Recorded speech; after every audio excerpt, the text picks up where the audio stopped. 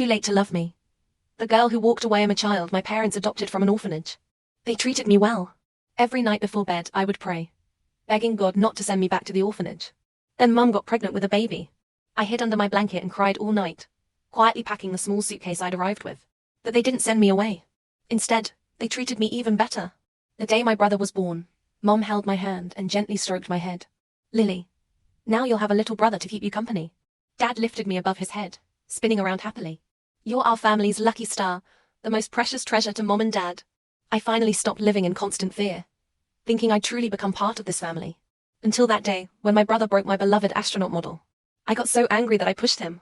He stumbled and sat down on the floor, bursting into tears. Mum panicked instantly.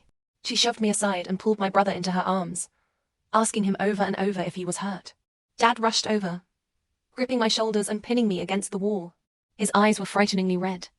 Lily, after raising you all these years, you actually bully your brother? Believe it or not, I'll send you back right now. Nathan. Mom stopped him, and Dad's words remained unfinished. But I already understood. The kids at the orphanage were right. Children like us who were adopted once the family has their own kids will eventually be sent back. I was too foolish, thinking I'd be the special one. I bit my lip and said nothing, watching as Mom and Dad comforted my brother and left.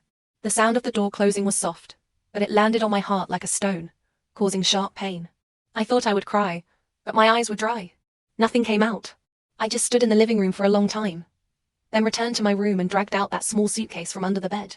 5 years ago, I'd come to this home with that very suitcase. I was still very young then, too young to remember what the orphanage looked like. I only remembered Mom crouching down to look at me, her eyes bright, asking, "Would you like to come home with me?" I nodded, and she smiled, a smile more beautiful than anyone's at the orphanage. But just now, there was no smile in her eyes. When she left holding my brother's hand, she didn't even look back at me. Dad didn't either. I knew they must really be planning to send me back. Rather than wait for them to say it, I might as well take the initiative myself. That way at least, it wouldn't be too humiliating. I could tell the kids at the orphanage. They didn't abandon me. I chose to come back myself, though they probably wouldn't believe me. I gently brushed the dust off the suitcase, pulled open the somewhat rusty zipper, and began packing. I started with some clothes. My favorite pink dress, the sweater Mom knitted last year, and that slightly pilled red scarf. I folded them neatly and placed them in the suitcase. I didn't dare take too much, afraid they'd think I was too greedy.